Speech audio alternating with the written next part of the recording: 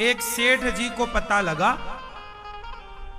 कि मैंने जो कमाया है वो सब यहीं रह जाना है, तो उन्होंने घोषणा कराई कि कोई ऐसा व्यक्ति जो ये बताए मैंने इतना कमाया, यदि सब यहीं रह जाएगा तो मतलब क्या। मैं चाहता हूं कि जितना कमाया हूं मेरे संग जाए, तो जो मेरे संग ले जाने की व्यवस्था कराएगा मैं उसे धन बहुत सारा इनाम दूंगा। अब बड़े बड़े ज्ञानी, बड़े बड़े पंडित, बड़े बड़े लोग आए कि भाई आज तक तो सुनो कोई एक रत्ती लेके ना गया, मरने के बाद तो एक रत्ती कोई लेकर, तो तुम क्या ले जाओगे। इसलिए तुम्हें यह सपना छोड़ दो कि तुम जाओगे लेकर, कुछ ना जाएगा, सब यहीं का यहीं धरा रह जाएगा।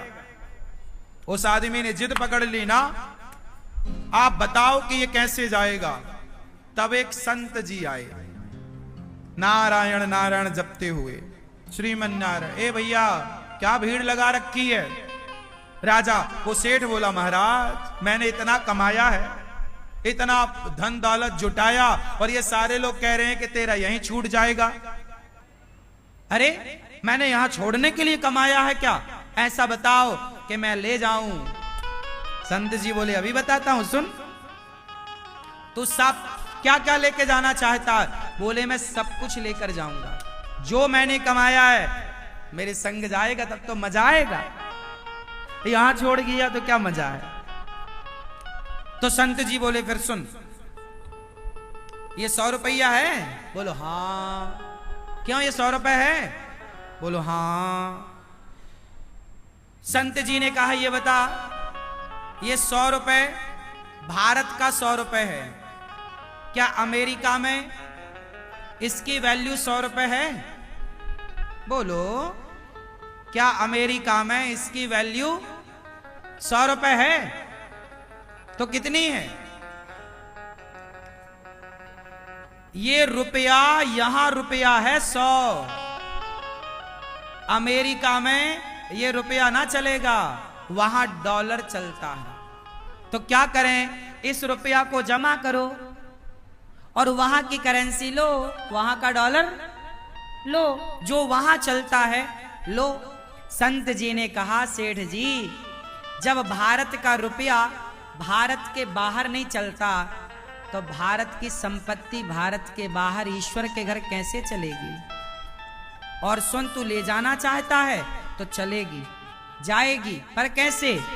जैसे रुपए को हमने डॉलर में कन्वर्ट कराया, रुपए को किस में कन्वर्ट कराया, डॉलर में, उसी तरह तू अपनी जितनी दौलत लेकर जाना चाहता है उस संपत्ति को पुण्य में कन्वर्ट करा ले, पुण्य में लगा। जब तू अपनी दौलत किसी भूखे के भोजन में, भूखे की भूख मिटाने, प्यासे की प्यास मिटाने, किसी बेसहारा को सहारा देने, किसी के सिर पे छाया नहीं तो छाया देने में, जब तू सेवा में सब खर्च करेगा, तो जितना तूने खर्च किया है वो सब का सब उससे बढ़कर तुझे वहां प्राप्त होगा, वो तेरे संग चलेगा,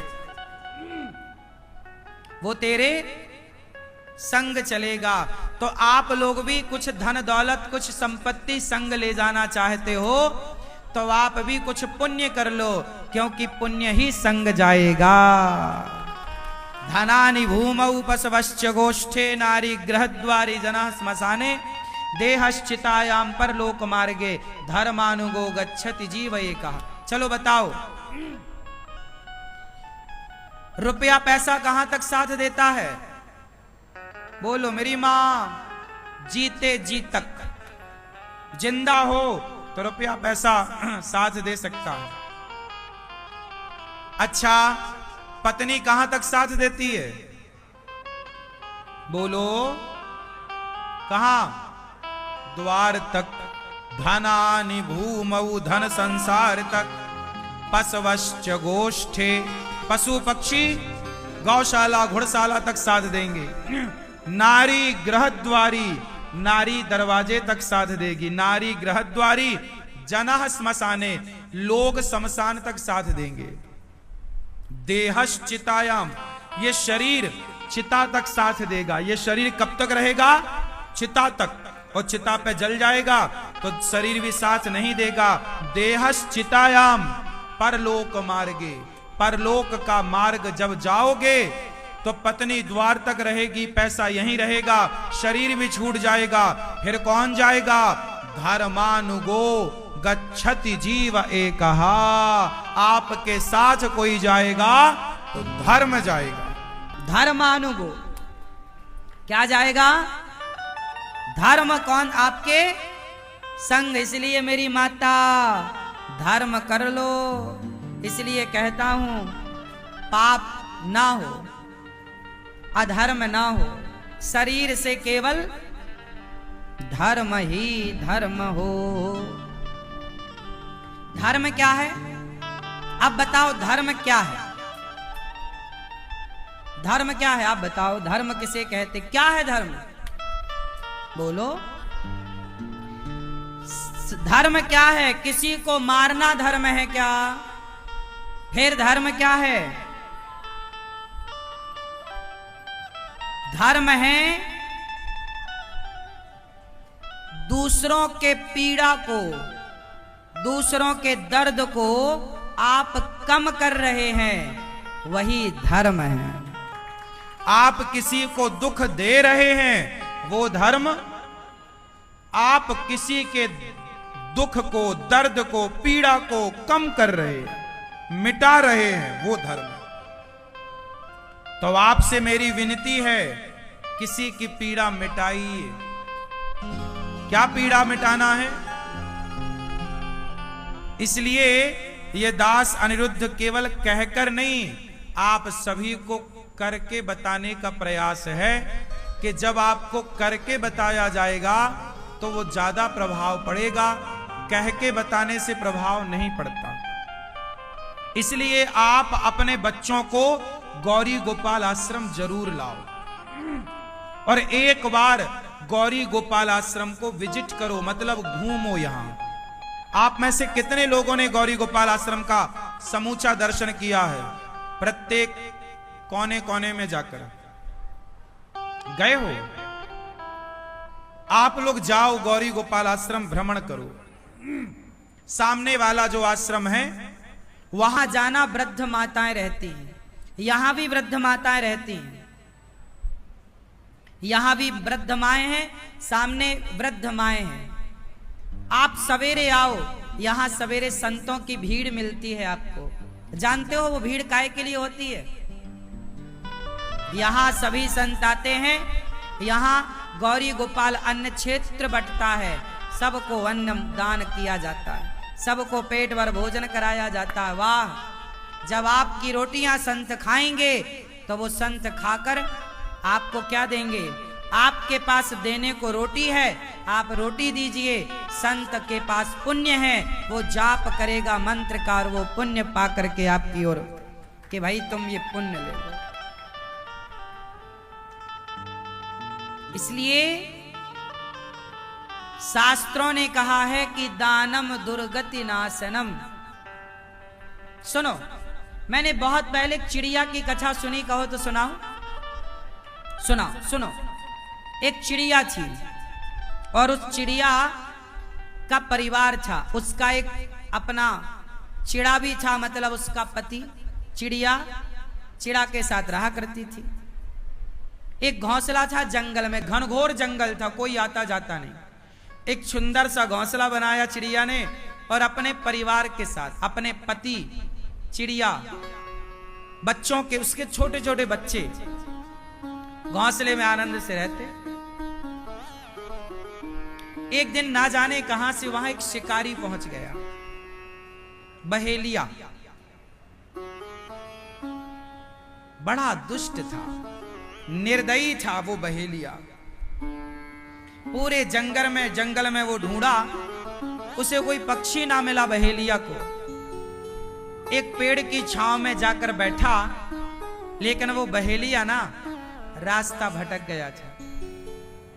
बहेलिया भी जंगल में रास्ता भटक गया और संयोग देखिए कि भटकते भटकते वो उसी पेड़ के नीचे जाकर बैठा जिस पेड़ पर चिड़िया का घोंसला था।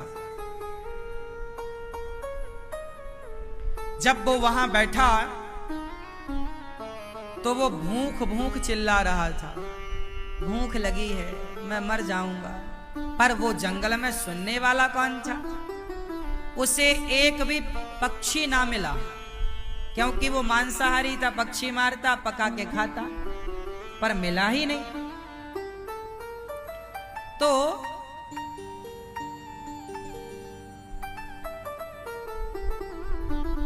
उस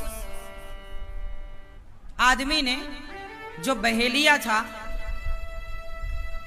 जैसे तैसे